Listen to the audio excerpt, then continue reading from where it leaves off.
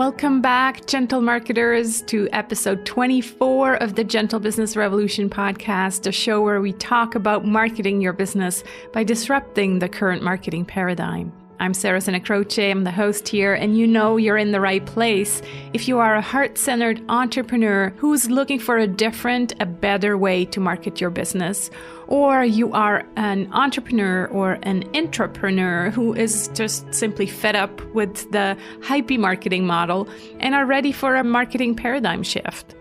In all honesty, I didn't even plan it that way, but it just magically happened that after my episode about mentors and coaches last week, I'm talking with my current coach, Jenny Blake, today. And I wanted to bring her on to talk about launches because I just experienced her latest launch firsthand and signed up with her. And I knew Jenny would share very honestly about how it all went.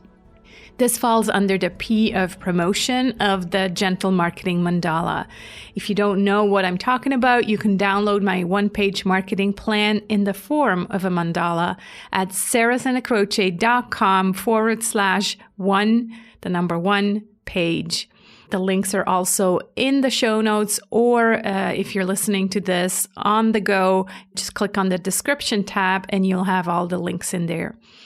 This one-page marketing plan comes with a daily email prompt over 7 days to help you work on your plan and implement. Okay, back to Jenny. Here's her official bio. Jenny Blake is the founder of Pivot Method, a growth strategy company that helps forward-thinking individuals and organizations map what's next. Jenny also hosts the popular Pivot podcast, which CNBC listed among 6 podcasts to make you smarter about your career, and Entrepreneur selected as one of the top 20 female-hosted business podcasts.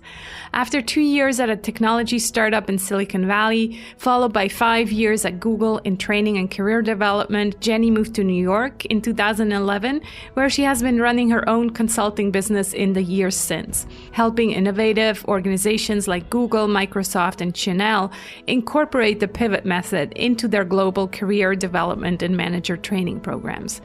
Her motto, if change is the only constant, let's get better at it. Today, you can find Jenny at pivotmethod.com and on her Pivot podcast.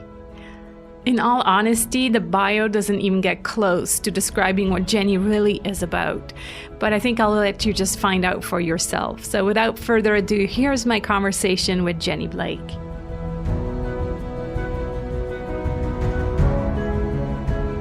Hi, Jenny. How are you? Such a fun week. We get to hang out 3 times this week.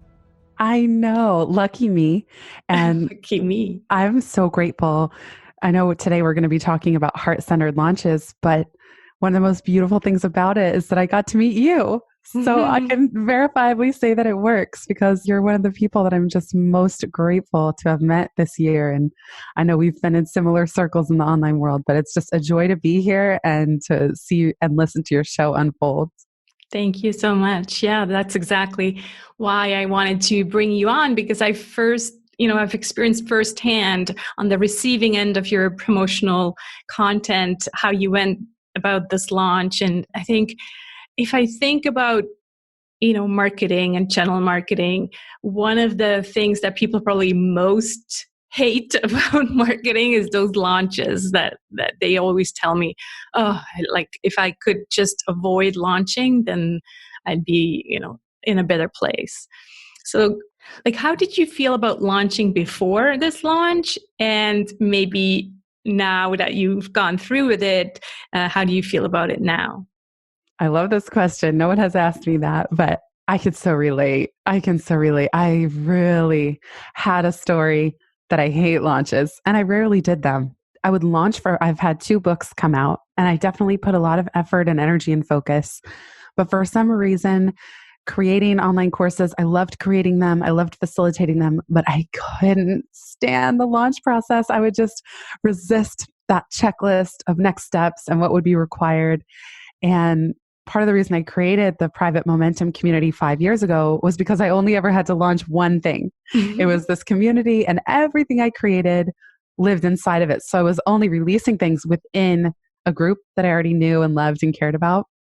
this launch, as you mentioned, was a little different. I think after taking a couple years off of doing any big launch in my online business side of things, because Pivot came out in 2016, I had new spiritual tools that I didn't have for any previous launch, and specifically around surrender, serendipity, trust, just faith that the perfect people were going to come my way and it would be the perfect amount, whoever joined, however much we earned, like that sense of surrender, a sense of systems and creativity. So I always, I did really look around. What are the best practices? What are people up to? What seems to be working? What do I resonate with? What don't I resonate with?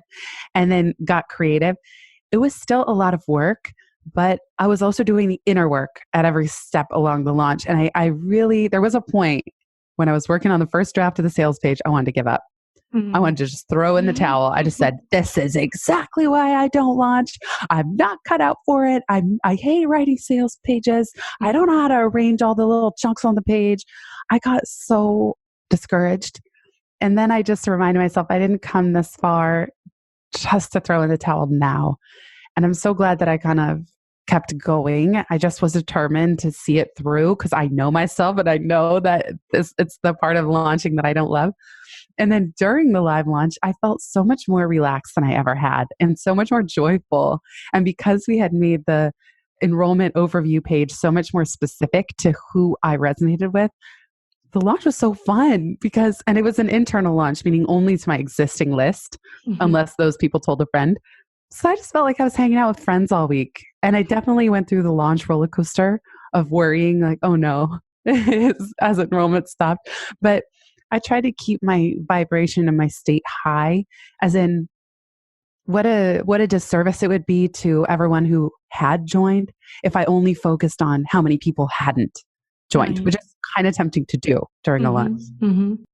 Yeah, I love so many things you mentioned, but especially this kind of balance and dance between you mentioned, surrendering and the spiritual tools, but then also being very focused on systems and, making sure that all the things are in place. And that's kind of who you are as well, right? You're the systems girl and you're so organized. And because often we kind of maybe have this idea that because it's heart-centered, because it's gentle, because it's authentic or whatever, let's just surrender and see what happens. It's not that, right?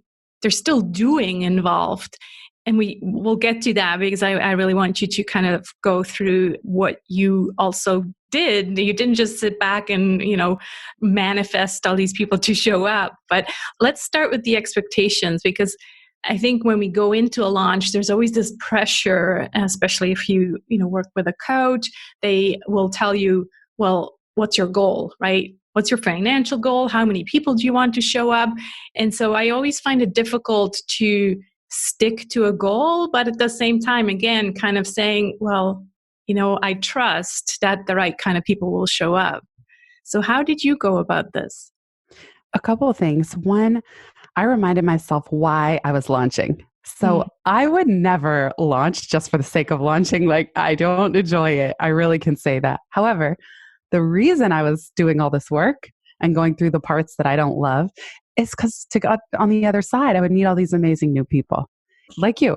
And so that's what kept me going is I'm doing this. This is so that on the other side of the launch, we can grow our community and have even more heart-centered solopreneurs working together, collaborating, giving and receiving feedback. So that's what kind of was my guiding light. And I'm with you. I find it so awkward. Every single business coach says you have to set a revenue target. You have to set your launch goals. Don't let up until you hit them. And that has never worked for me. That has only ever created expectations and disappointment and frustration and measuring myself even against my own rubric. It only ever caused stress, honestly. Right. What I prefer is thinking long-term. So I can think for momentum. I would love to have 100 members or 150. I love Dunbar's number, 150. I would love to have 300. But if I think about it in the long term, then I can take the pressure off of any specific numbers to hit in that given launch. And I know that that flies in the face of a lot of the business advice out there, but it doesn't feel good in my body to obsess over that. And there are so many little steps. It's amazing. As soon as you say you're launching something, as like this tasks in Asana or your to-do list software multiply like little rabbits. It's just each one has 10 more subtasks. And so I do recommend, if you always with launching, I try to get a 6-month jump on it. And I make sure that I complete every single thing I can that's not time-based at least 1 week prior to the launch, so that during the launch week, the team and I are relaxed, having fun, responding to what's going on in the moment and to those live events, not continuing to create anything new. What stood out to me is this kind of long-term approach, right? And you're right, most people, they're going to tell you to, just focus on now, and you want, 50, 100, 200 members now, where you reminded yourself about the long game and, creating a sustainable business. And I had Tad Hargrave on the show from Marketing for Hippies, and he kind of owns this term or definitely uses this term, slow marketing. And I love that so much. And yet, there's a lot of resistance to everything that's slow today. So I love the idea of thinking big picture, because in the end, that's what stresses us out if we just think about tomorrow, right? I need to, like for me right now, I need to write this book tomorrow. There's no way, or even in 2 weeks, right? So having this big picture view, I think, makes us much more relaxed and just letting us do our best work. I think so. Yes, definitely. And another thing that was helpful for me reminding myself, you had asked about my launch process. Right. And I really think about, no matter what I'm doing, whether it's a book or a course or a launch, I think about kind of holding somebody's hand through a journey or sitting across from them at coffee. And all the benchmarks along that journey that do mirror a pretty typical, let's call it marketing funnel, which you know me, Sarah, I don't love using all those terms, but those can all become assets in your business. So for me, it was always helpful to zoom out. This isn't just about this one launch. Every single thing that I'm creating, all the systems, all the free resources, all the content actually can live on, especially if you create it with a certain timelessness in mind or a 5-year view in mind. So for example, the first point of entry, instead of doing like the 3-video launch series, I created a mini course called Free Up Founder Time with short 5 to 10 minute audio lessons or written text. It was just easier for me to create. It was more joyful. It was a topic that I knew would be important, that if people wanted to do anything big with their business, they would need the time to do it. So Free Up Founder Time was completely free, and I had so much fun creating it. And now I'm really grateful that I have this resource that's going to live on long beyond the launch and can feed into the podcast. And so, that's just step one. But even things like I don't even call it a sales page, I call it the enrollment overview, that you'll only really have to create it once, at least once every couple of years. But now, the next time we launch, everything about the next launch will be so much easier. Right. So a mistake that I've ran into in the past was I would get kind of discouraged by a certain launch, and then I would drop it, and then I would go create the next thing. And that's creating so much extra work for yourself, because you don't get to just reuse the whole same path that you already took people through. Yeah, I think that's a mistake that a lot of us make, just thinking, oh, that didn't work. Fine, let me try something else, right? And then creating the whole stress all over again. So true. Yeah. You talked about, the sales page and kind of the process that was a bit difficult for you. But I actually found that the sales page was so human-centric. Like, it was really very different from any other sales page out there. So did you just give yourself permission to, in the end, just do it your way, even though I know that you had done all this research about how it's done and all of that? Always with the sales page, I try to write from the heart, and it's really an invitation. So another way I refer to it is an invitation letter. And when I wrote the very first draft, Stephanie, who's a founding member of Momentum, she's been in there 4 years, and she pivoted out of her full-time job and took me on as a client. Basically, she joined my team to help with the launch. I actually wrote the page, the first draft, with her sitting directly across from me as if I was writing to her and writing about what she might be going through, what she's experiencing, and what's possible, and what I've learned, and how I'm synthesizing 15 years of platform building so that I can be helpful in kind of my mission. So I think if you approach it as a letter to one person who you really feel called to serve, that's how I like to create the first draft. And actually, the later drafts were really about cutting things out. So the first draft was so long. There was so much in there. And we really had to do the work of just removing a lot. Right. I still think it's probably a long way from perfect. But the thing I can say about the page and writing from the heart, and even the pictures, there's a few pictures of me, but it's not like chock full of glossy photos. It's just not my style. I know that it worked. Like, for the first time, I mean, I always am delighted by who gets in touch with me from the podcast or from anything I create and do. But specifically with those who joined Momentum this last time around, they're so smart. They're so kind. They're so heart-centered and service-oriented and already successful in their lives and their businesses. I was just blown away. So even if I didn't follow all the tricks and tools, all I know on the other side is, wow, it really worked. It really brought in the most incredible people that I feel so lucky to be in community with. Yeah. And that is really the outcome of this, different approach to marketing, authentic marketing, gentle marketing, whatever you want to call it, because you're bringing all of you to the funnel, or however you want to call it, to up front. They know exactly what to expect, who to expect. You're not going to be different during the launch, and then they meet you and all of a sudden you're the real Jenny, right? Where before you were glossy Jenny. So right. I think that really came through in your launch. It was just like, it was you. And so everybody knew what to expect, what it would be like to hang out with you in Momentum. And one of the other things I liked that you said, that you, instead of doing what everybody else does and creating a 3 video series, you're like, well, that's not my thing. I don't want to get all, dressed up for videos. And so you created basically a course that was audio only, or I think it was screen share. And so you really just used your own superpowers and you said, this is what I'm good at. Let me do this and, turn it into something that helps with this launch. Yes. The video shoot. It's like, I have to find a videographer, get hair and makeup done. Then there's all the pressure. Then people write scripts for these, which I don't really like working off of scripts.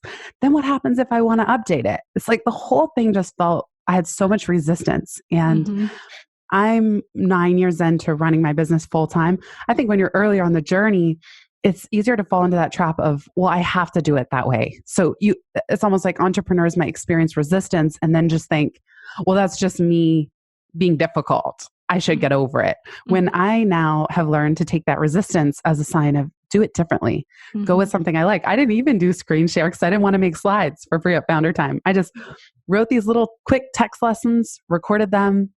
And you're right. That's something I do enjoy and it's easy. And the other thing I wanted to say about the Momentum enrollment page, which by the way, is currently not linked from the Pivot website because it redirects to the interest list. But if your listeners would find it helpful to actually see what we're talking about, they can go to pivot.love/momentum. That's not my main website, but then it won't be this obscure thing that we're talking about. So it's pivot.love/momentum. 2 things. One, I think sometimes people write a really generic sales page because they don't know themselves yet. Like you're just starting out, and you just don't even know who you resonate with and who you do want, who's not a fit. And then it's permission to feel that way. So one of the things on the sales page, I made a very specific list of Momentum is a fit for you if, and it is not a fit. And one of the things I said in not a fit is you're somebody who wants to just come in, take as many materials as you can, and then cancel your subscription.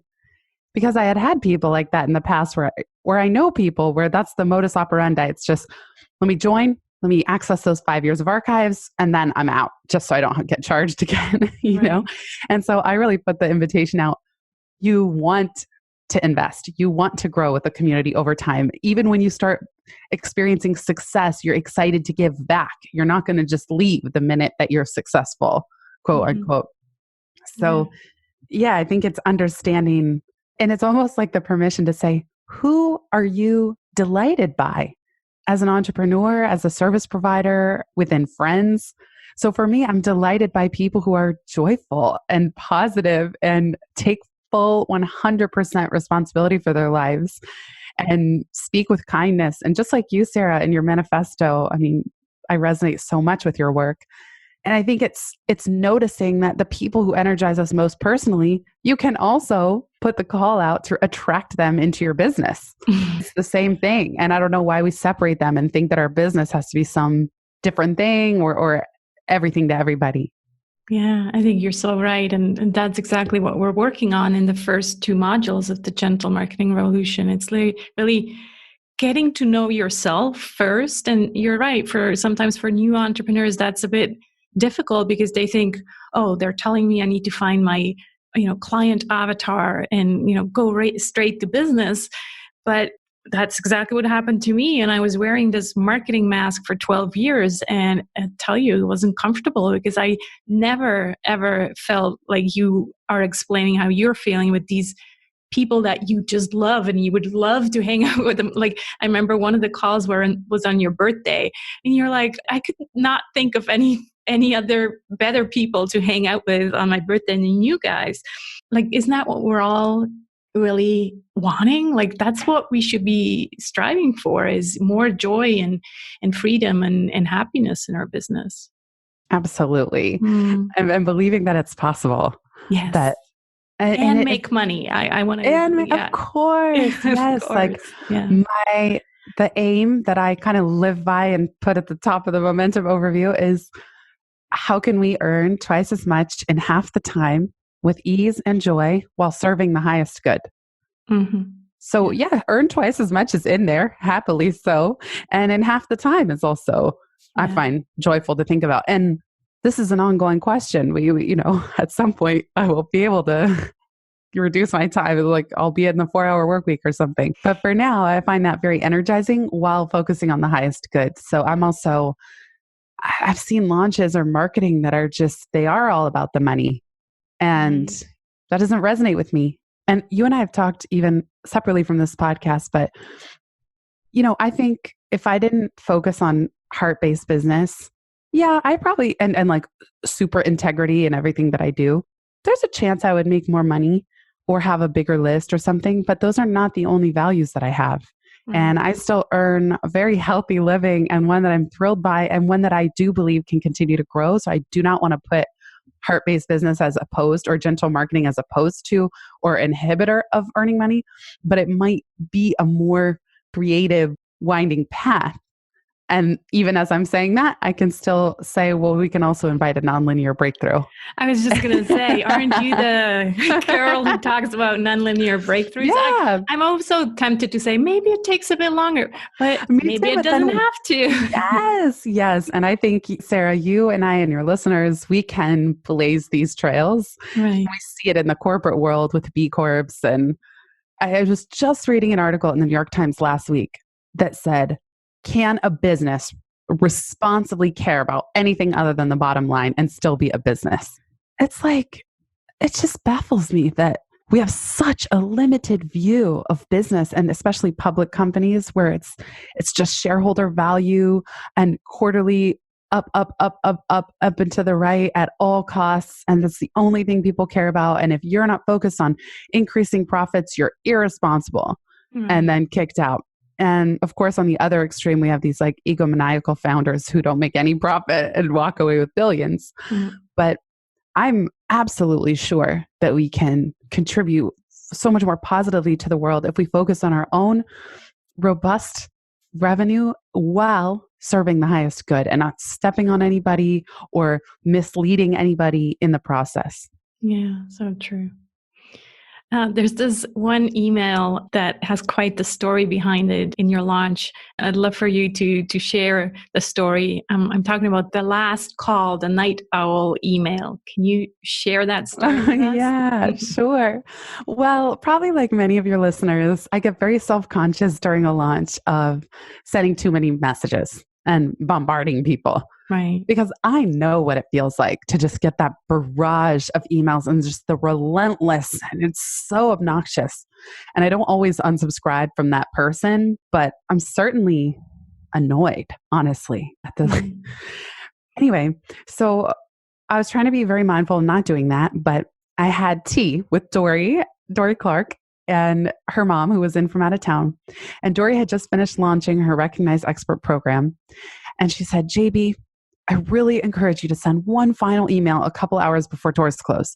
I know you're probably worried about bothering people, but I did this. I didn't have any unsubscribes, and I even got a few new enrollments.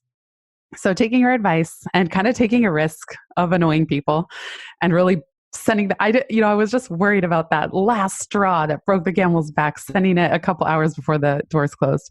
And I called it the Night Owl email. And it went out at 7 p.m. on the day that doors were closing at midnight. And it just said, last call. This is for those of you who like to procrastinate or say things till the last minute, or you're a night owl and you're still reading email at this time and on your computer, which isn't me, by the way. I got to jump on things. I'm a morning person. And also, I didn't realize, but some people were in California or a different time zone. I don't know if it was the same amount of signups as day one, the minute doors opened, if not more, but it was one of the most successful windows of the launch. We had like some people said, oh, I didn't even see a single email until that one. Wow. And it was and nobody unsubscribed, just like Dory said, she was right. Yeah, because it really, what matters more is what's in it, right? The content and just the email. And it was just such a refreshing email that, yeah, I'm sure nobody was bothered or nobody really, people who had already read it, the previous emails and who were just not interested in this round, well, maybe they opened it, but maybe they didn't. But those who really needed to take action, well, they did. And I did throw in 2 bonus courses that I was not planning on, but I realized one of the fun parts about launching is feeling very generous. And I just felt called, like I have Heart of Podcasting as a week-long course and Heart of Publishing. And they were both $297 on my website. And I just decided at the last minute, I'm like, what the heck? I'm going for it. I'm throwing these in. And of course, everyone who had already enrolled would get them as well. And that felt really good. I think that helped a lot too, just if people needed a final push. Mm-hmm. And the other thing, Stephanie on my team, who we mentioned earlier, she could not believe how this went down. But that email went out at 7 p.m. She was 6 or 7 hours ahead in Amsterdam. And I went to sleep. I didn't stay up. I didn't ask her to stay up. I didn't feel right asking anyone on my team to stay up beyond 6 p.m., like a reasonable working hour for everyone, if not 5 p.m. We just went to bed. Right. There was even someone still corresponding with us about considering joining, and we picked up where we left off the next morning, still granted him, even though doors officially closed. And so Stephanie just couldn't believe it. And we had been book clubbing the book, It Doesn't Have to Be Crazy at Work, earlier in the summer. And she's like, oh my gosh, it doesn't have to be crazy at work. You don't have to be a maniac up all night, 24/7, just because you're launching something. Yeah. And it would have gone against our values to have done so. Right. Yeah, exactly. They wouldn't be aligned with your, motto, let's work half the time and make twice as much. And you're like, yeah, I've been pulling all-nighters during this launch. That just wouldn't fly. Yeah. And then there's also an assumption, oh, if I'm not online between 7 and midnight, those people won't enroll. When really, if someone writes and we just get back to them the next morning, it's all's well. It's okay. Like, it's just we tell ourselves these stories about what we need to do from watching other people. And I feel there's a better way, or at least a different way. For sure. I also felt that there was so much space for the human interaction. So you had these, you had a live webinar, and then you invited people also, I believe, or at least I think those who were like hesitating, you invited them to a call with you. So how did you plan? Because that all kind of needs to be planned in advance. Like, if there's calls with you, you need to kind of block out that time. Did you do that purposely, or was that just kind of like, okay, let me try to fit those people in? The latter, because I always promise myself, okay, I'm not going to give away my time this launch. I'm not going to give away my time. And then as soon as I was doing that webinar on my birthday or the day after, I was like, I just can't help it. Okay, the first 10 people that enroll get a 30-minute one-on-one. I think that part of it is I want to get the launch off to a really good start. And I know that because momentum it's like between 197, 250 a month, and a 60-minute strategy session with me would be at least 500. So I just know right there, it's obvious the value to join, in addition to everything else they're getting. The coaching call alone provides that value for their first 2 months. So if nothing else, that's a good reason to join. And I do think that helped a lot. And no, I hadn't blocked off the time. So it's actually been quite tricky to fit them in. But once again, I'm reminded how delightful it is to connect with everybody one-on-one at least once for those new members. So it is rewarding for me as well. And it helps me just connect and see what's on people's mind and what we can create and how we can be helpful. So I'm glad to have done it. I don't know if I'll do that every launch, but I do see a lot of benefits to it. Right. Yeah. Depends, of course, also on, what you're selling and what the amount is. You can't promise that for, just a small amount. But I think for the big packages, it's definitely nice if you can get on a call with someone to actually, just get to know them even better and actually see the human being in front of you. I think that is so key. And it kind of, underlines again what you said at the beginning, that it's not about the number, it's about the actual people that you get to hang out with at the end. So if you always keep that in mind, I think that alone will make your launch so much more human, because it's not about just numbers. It feels like I'm seeing these prisoners with numbers on their shirts, right? That's not what it is. We're talking about human beings who are going to be in your program, in your community. So yeah, absolutely. And I know that it can be overwhelming for new members too. There's a lot going on. And so I think having some kind of orienting call or session it's like a nice kickstart. I read a book called Retention Point that was really helpful actually when we were planning the momentum launch. And he was talking about how you want to take your members on a transformation journey. Mm-hmm. So don't just like throw them into the pot and expect them to succeed. You got to actually walk them through a path to transformation. So even once members join, there's the Pivot to Profit course and the 30-day Do This Next Quick Start course. Those are tools that I developed only this time around to say, how do we take people through that journey and not just throw them into 5 years of archives and a Facebook group and expect them to figure it out? Yeah. Yeah. So true. This has been absolutely wonderful. Jenny, thank you so much. Can you maybe share any words of wisdom you would share with someone whose launch didn't go so well? I can't even say I made this up, but I heard it so many times in so many podcasts, which is don't stop at the launch not going well and calling it a failure. Even the story, my launch didn't go well. What does that even mean? What does that even mean? Did you create new things? Did you try things? Did you get practice running a launch, even if no one signed up? Maybe you learned what people don't want. There's so much learning and growth that happens. You took a risk to launch something. That's a big deal. That takes a lot of courage. So even for me, I was having some compare and despair during the launch roller coaster while doors were open, where I was like, oh, if I was so-and-so entrepreneur, I'd have X number of enrollments or X number of millions of dollars. And then I had to remind myself, flip that perspective, girl. It's just not helpful and it doesn't honor the work that you have done. So if you have a story that your launch didn't go well, listen, there's no end to that suffering, because then every time you launch, you're going to set these expectations. And if you don't hit them, you're going to think that you failed. And that's just a really terrible feeling. And it's not going to motivate you to want to launch anything ever again. Mm-hmm. I even had friends who launched a book that by the numbers barely sold at all. But then 1 or 2 years later ended up getting the career opportunity of their lives. that you can't know that that moment is going to arrive or when. So I shared this, Sarah, on another call with you, but I'd like to offer it here as well. Think about launches like baking a cake. And if you bake with like stress and anxiety and you're like, oh, I'm such a failure. I'm such a failure. Oh, this is so hard. I hate this. I'm such a failure. I hate this. Okay. That's the energy you bake your cake. And then you're offering this slice to the people around you, whether it's the people who joined, the people who didn't, your family, your friends.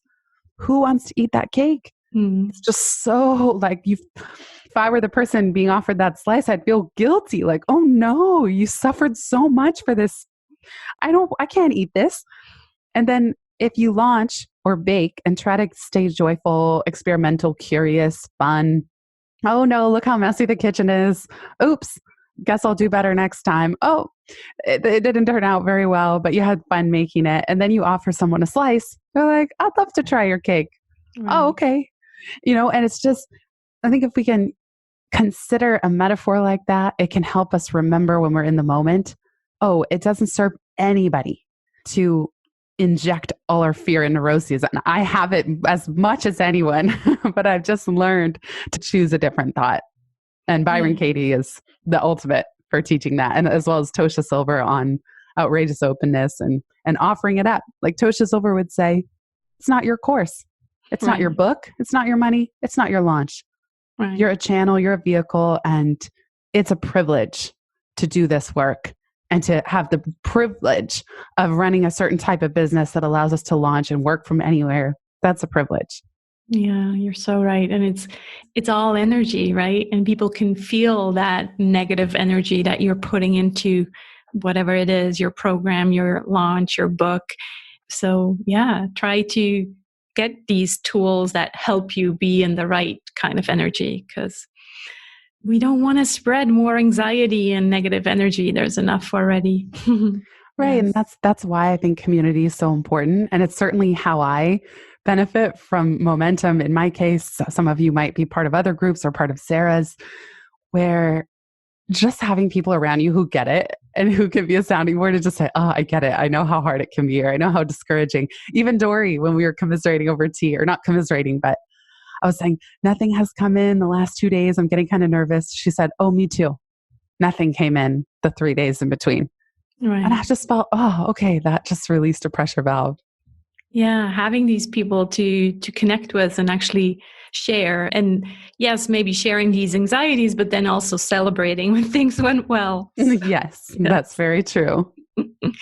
Thank you so much, Jenny. Do let people know where they can find you. I'd like you to share about your book and also momentum, because, by the time we air this show, it might actually already be time again for the next launch. Yeah, you could come hang out with me and Sarah all the time.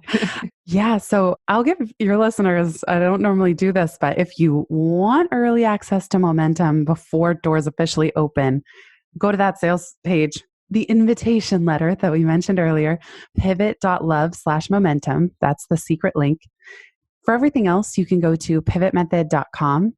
And if you want to take that free mini course, Free Up Founder Time, it's at pivotmethod.com/founder time. One word.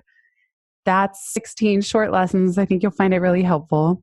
And then finally, if you're listening to this podcast, sounds like you like podcasts, you can look for Pivot with Jenny Blake and wherever you subscribe to podcasts. And if you're interested and you like this type of show that Sarah's got, I think you'd resonate with Pivot Podcast as well. And I'd love to get to know you better. So thanks again, Sarah, for doing the work that you do in the world. I'm very grateful for you, and I'm very grateful for everybody who's been here listening.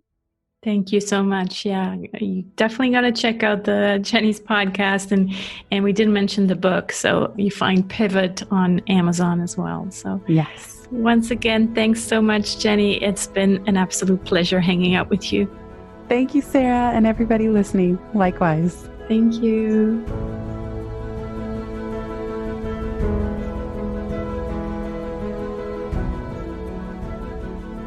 I hope you enjoyed this episode. The mini course that Jenny mentioned can be found at pivotmethod.com/founder time. And you'll find the show notes of this episode at sarahsenacroce.com/GBR24. All the links to resources that we mentioned are in there. In the next episode, I'll give you another update about the book and what's going on behind the scenes. I hope you'll join me on this journey to a kinder marketing paradigm. Please invite your friends to join us by sharing this podcast or the Gentle Business Manifesto with them. Both can be found at thegentlebusinessrevolution.com.